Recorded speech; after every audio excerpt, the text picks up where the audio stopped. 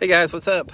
Welcome back here to today's edition of Intuitive Angling. And man, I appreciate you guys coming by the channel and spending some of your day with me, because I'm going to give you guys my competition day report here at Lake of the Ozarks, guys. We had our final BFL Super Tournament for the Ozark Division, and going to give you guys a full rundown how my day went, and hopefully it'll help you guys learn something and catch some fish by the time I get to the end of it here. Also, guys, for get started, just a quick thank you out there. I'd like to just thank everybody out there for the support of Intuitive Angling, everybody that's taken time to subscribe to the channel or be a channel member or use all the links I put in the descriptions of each video. Thank you guys very much for the support, man. Me and my family really appreciate that a lot. Okay, guys, if you saw the practice day, yesterday I had a really short practice day as usual. I only got not even probably half a day. I had to drop Elijah off at school, in Springfield, and then I had to do a promotion at a grocery store on the way up from Springfield, before I started practicing.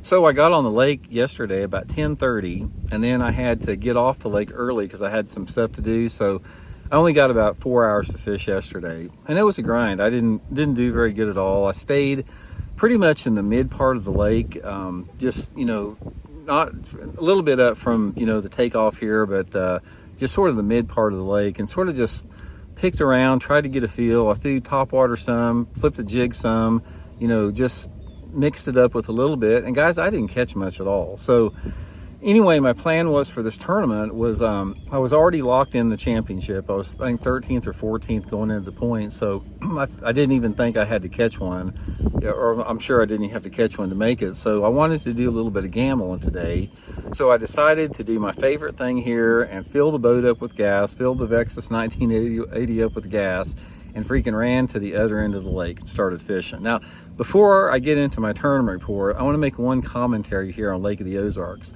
They need to change this lake to Lake of the Washing Machine.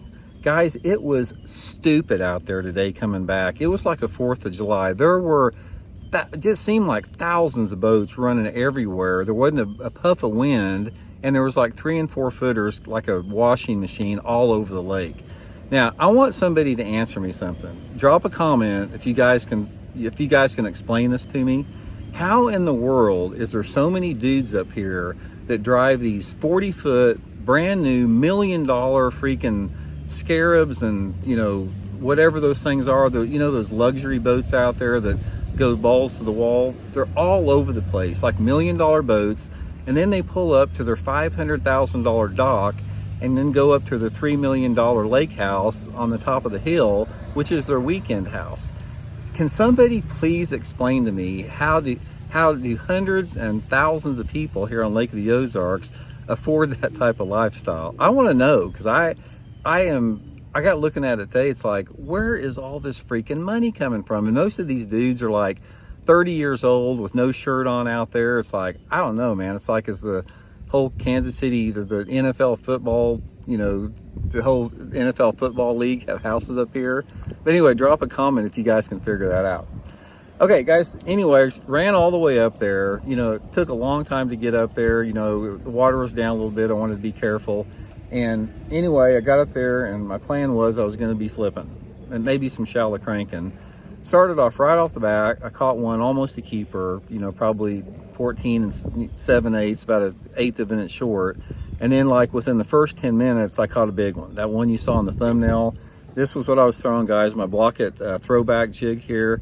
I'll put the link in the description here through Tackle Warehouse if you want to get some live rubber jig, guys. Absolutely the best flipping jig made. But put it on a 25-pound test Seaguar and Vizex line, 1/2 ounce Blaukat Throwback jig. Caught that big one. First 10 minutes of the day. So it's like the one that's in the thumbnail here. It's like, oh man, that is a good start, because I just started fishing and I had a ton of water to fish just like it. So I fished the rest of this cove in there and caught probably 3 or 4 other ones that I had to put on the board. I mean, these were like, just an eighth of an inch shy, just almost keepers, big fat ones. Like these fish would weigh over 2 pounds, and I had to throw them back. They weren't even keepers.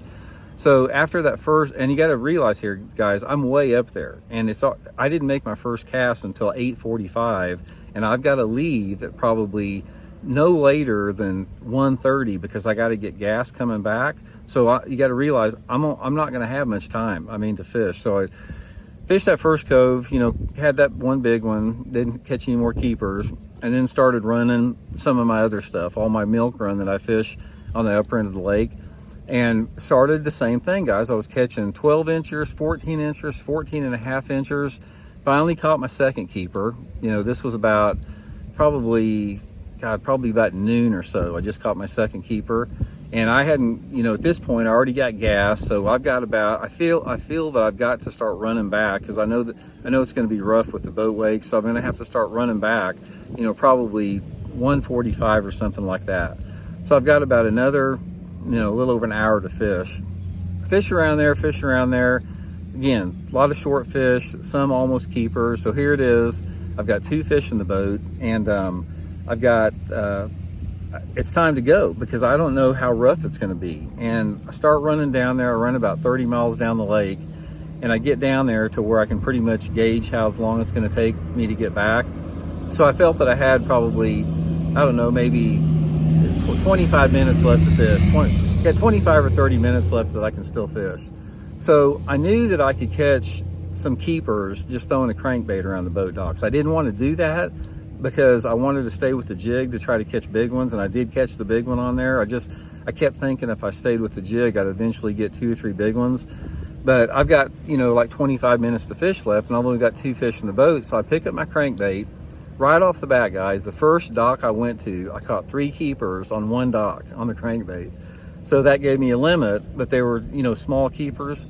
So I had, and that only took like 5 minutes. So at that point, I put on a topwater lure, had like 20 minutes left to fish, ran back towards the takeoff cove to get back in there.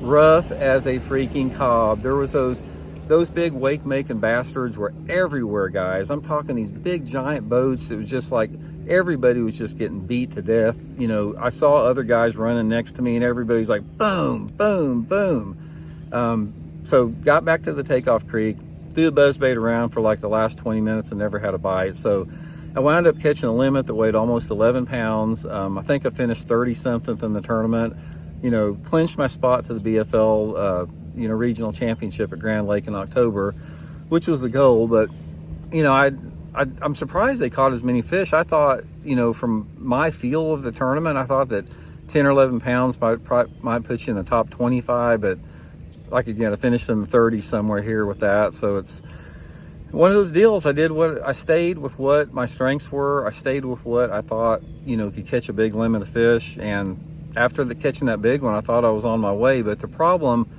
fishing as far up as I like to fish on this lake, you don't have time to mess around, and you don't have time to experiment. It's like you've only got probably 4 hours of good fishing time up there. So you've got to stay with the high percentage areas. You got to stay with the high percentage baits. And that's what I did. So some days it works out, some days it didn't, but I guess it could be worse, finishing 30 something with having 4 hours of practice. I hadn't been on the lake since March. So for 4 hours of practice and hadn't been on the lake for 7 months, I guess that's okay. So anyway, guys, hope you can learn something from that. I don't know really what to tell you guys in terms of what I would have done different, because I'm pretty sure that most of the guys that did good in this tournament caught them using the cheater box on brush piles. This lake it's full of good local fishermen. They all got hundreds of brush piles. They all spotlight. So I imagine that's how a lot of the fish were caught. There's probably some other oddball patterns working, but I bet that's the primary one. So anyway, guys, 2 weeks I'll be back up here. We have our final Toyota Series tournament for the Plains Division. I'll be back up here in 2 weeks. Then got the regional championship at Grand Lake in October. I'll keep you guys updated and appreciate y'all following along.